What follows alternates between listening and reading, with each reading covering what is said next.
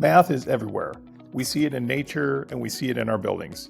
Today we're with architect Katie Becker. She'll share how patterns, curiosity, and the link between math and art are all essential parts of her work. I see the patterns playing in two different ways, like a 2D aspect to it, but then also a three-dimensional aspect to it. A lot of the first things that I'll do is I'll work two-dimensionally. So I take that program of spaces, the spreadsheet, right? And I have to create space out of that. So what is the right proportions of a room to fit a conference room table or a desk? Trying to keep into account the furniture, but also how a person's going to navigate through it with clearances. And then I have to arrange them like a puzzle to make them all fit correctly. So that's really the first step where I see patterns in the work that I do, is recognizing proportions and human scale, and then how things line up together. Because eventually, once we get a space plan laid out, a structural grid has to go on top of it, which is very, lined up every 25, 30 feet. And so I've got to make sure that I'm laying out my puzzle pieces in a way that supports this overall grid system, and when I don't have a column in the middle of a classroom or in the middle of an office. So even before our structural engineer gets a hold of it, I'm looking at that rhythmic pattern of a grid to lay things out to make sure that we've got something that creates some harmony and balance once we go to that three-dimensional scale. And when we go three-dimensional, it's what we're talking two-dimensional, but bringing up 3D, then we start talking about human scale and human patterns. So if you're a 3-foot tall elementary school student, being in a 20-foot tall space feels really overwhelming, right? You're not going to feel comfortable in that space. But if you're in a 10-foot ceiling, you feel a little bit more comfortable there. Or even better, a nook where you can curl up in with a book and read in, or do your homework in, you feel really more comfortable and safe in that space.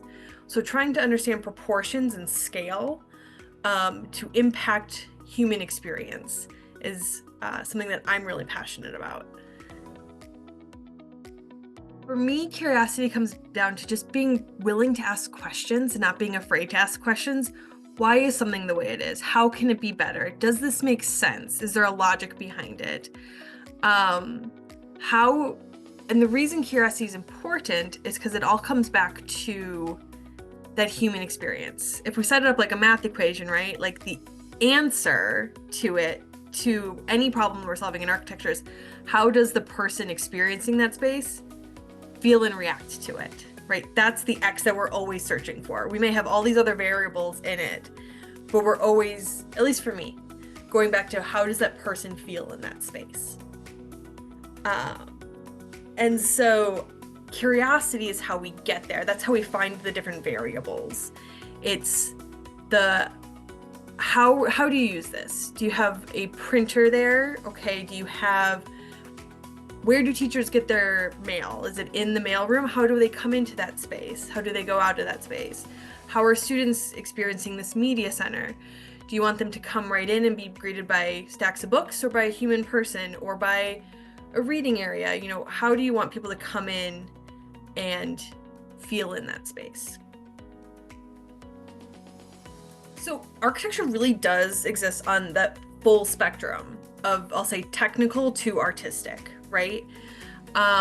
There's the folks who live and breathe by their sketch pencil and want to dream up beautiful designs and all of that. On the other end of the spectrum, that beautiful design, that beautiful artistic expression has to be supported technically, right? Because at the end of the day, our job by our license is to support the health, safety, welfare of the public and produce drawings that a contractor can build. So that means doing code calculations, which is adding up exiting distances and door widths and calculating that by a specific formula that the code has established.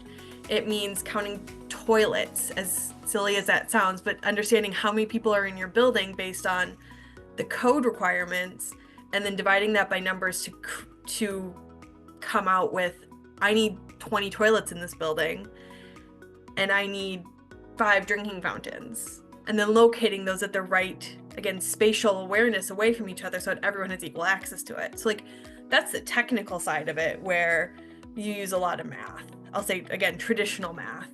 But even understanding acoustics and reverberations and the angles that sound is going to bounce off of surfaces, or you know, talking with a structural engineer about how much support is needed for their structure and in their footings. So all of those sort of things fall on that technical side that help support and make possible the beautiful artistic dreams of designers.